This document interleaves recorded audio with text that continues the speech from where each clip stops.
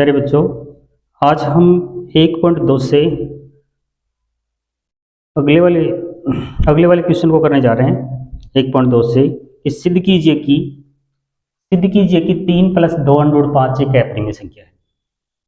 इससे पहले वाली वीडियो में भी अपन ने सिद्ध किया था कि अप्रिमेय संख्या √5 को अप्रिमेय संख्या सिद्ध किया था। आज हम सिद्ध करने जा रहे हैं कि 3 + 2√5 एक अप्रिमेय संख्या है। जब कोई इस टाइप की कोई संख्या आती है कि जिसमें अंडूर में यदि कोई संख्या हो और उसके साथ में यदि कोई संख्या आती है, तो हम इस टाइप की संख्या को किस तरीके से सरल करेंगे। कल वाली वीडियो में जो बनाया था अपने, जो सवाल किया था √5 वाला, उससे ठीक छोटा सा होगा ये सवाल, बड़ा नहीं होगा।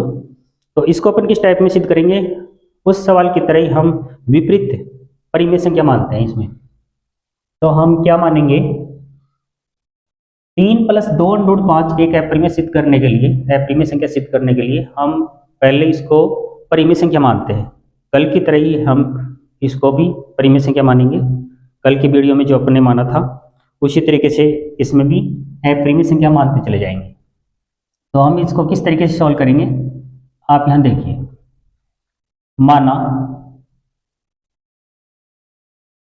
3 + 2√5 एक परिमेय संख्या मान लेते हैं। इसको परिमेय संख्या है, इसको हम परिमेय संख्या मानेंगे। फिर उसके बाद उसी तरीके से आप 2 पूर्णांक ले लेंगे और इस बात को इस तरीके से लिखेंगे। तब हम 2 पूर्णांक ए और बी प्राप्त कर सकते हैं।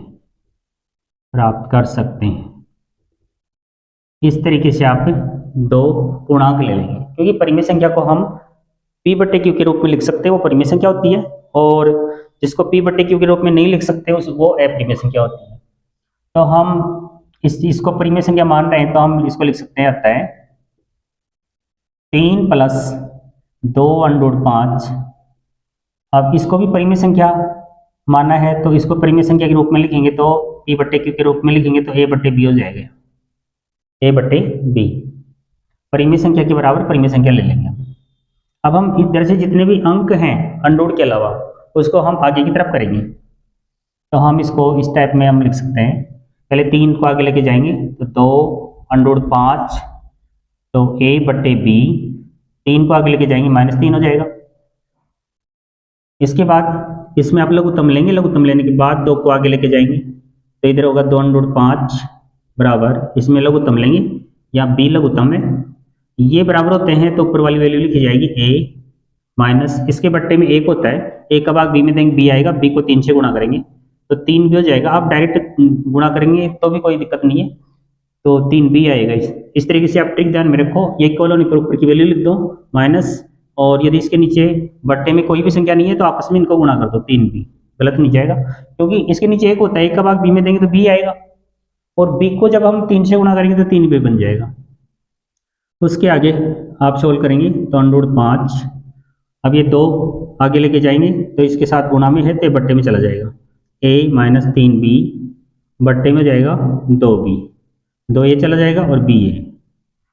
अब आप यहाँ पे देखिए कि a और b पूर्णांक है, या -3 पूर्णांक होता है, 2 भी पूर्णांक होता है। पूर्णांक का मतलब है पूरे अंक, जो माइनस में भी हो सकते हैं, प्लस में हो सकते हैं, कोई कटाफट अंक नहीं है, पूरे अंक है। इसलिए ये सभी पूर्णांकों की वजह से हम इसको परिमेय संख्या बोलेंगे। तो आप यहाँ पर लिखें, क्योंकि a और b पूर्णांक है, a और b पूर्णांक होने की वजह से ये ऊपर भी अंश में पूर्णांक है, नीचे भी पूर्णांक है। a और b पूर्णांक होने की वजह से अंश और हर दोनों पूर्णांक है, और जब a और b पूर्णांक है तो ये परिमेय संख्या कहलाएगी, क्योंकि परिमेय संख्या को हम p/q के रूप में लिख सकते हैं। तो यहाँ पे p भी पूर्णांक है, q भी पूर्णांक है, यानी a भी पूर्णांक है, b भी पूर्णांक है, तो ये परिमेय संख्या होगी। तो इसलिए लिख सकते हैं कि a माइनस, ये पूर्णांक होने की वजह से परिमेय संख्या होगी, तो a - से 3b बट्टे 2b एक परिमेय संख्या होगी। यदि ये परिमेय संख्या होगी तब अंडरूट 5 को परिमेय संख्या बोलेंगे, तब अंडरूट 5 भी एक परिमेय संख्या होगी। जब ये परिमेय संख्या होगी तब यहाँ पर इस बात का विरोध होता है, क्योंकि हमने यहाँ पर ऊपर गलत कल्पना की थी, यानी हमने अपरिमेय संख्या को परिमेय मान करके इसको सोल्व किया है, तो अंडरूट 5 भी अपने पास से परिमेय संख्या के रूप में आ रहा है, किंतु ये विरोधाभास है। अब विरोधाभास क्यों है? क्योंकि इस बात का यहाँ पे विरोध होता है। आप यहाँ लिखेंगे किंतु यह विरोधाभास है, यहाँ पे विरोध होता है। कारण क्या है? क्योंकि इसका कारण लिखेंगे हम, क्योंकि किसी अभाज्य संख्या का वर्गमूल एक अपरिमेय संख्या होती है, एक अपरिमेय संख्या होती है। किसी भी अभाज्य संख्या का वर्गमूल करेंगे, कोई भी हो जाए, इसमें अंडरूट 5 आ गया, यह अपरिमेय संख्या है, और उसका वर्गमूल करेंगे तो यह अपरिमेय संख्या ही होगी। यह विरोधाभास क्यों प्रकट हो रहा है? यह विरोधाभास हमने त्रुटिपूर्ण कल्पना कर ली है इसके कारण। तो यहां लिखेंगे यह विरोधाभास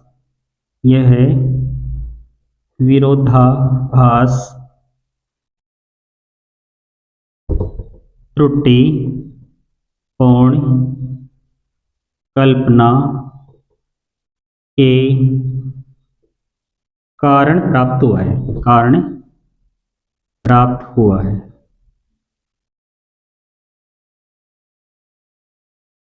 और इसी वजह से हम कह देंगे इसको अतः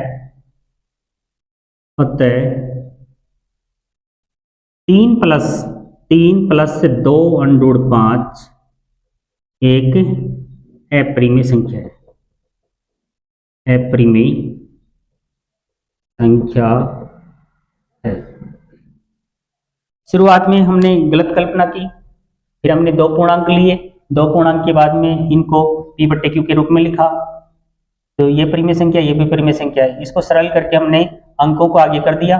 आगे करने के बाद इसमें लघुत्तम ले लिया, लघुत्तम लेने के बाद 2 आगे चले गए, और 2 आगे जाने के बाद में ये संख्या ऊपर भी पूर्णांक में, नीचे पूर्णांक में है, क्योंकि परिमेय संख्या को p/q के रूप में लिखते हैं, तो p भी पूर्णांक होता है, q भी पूर्णांक होता है।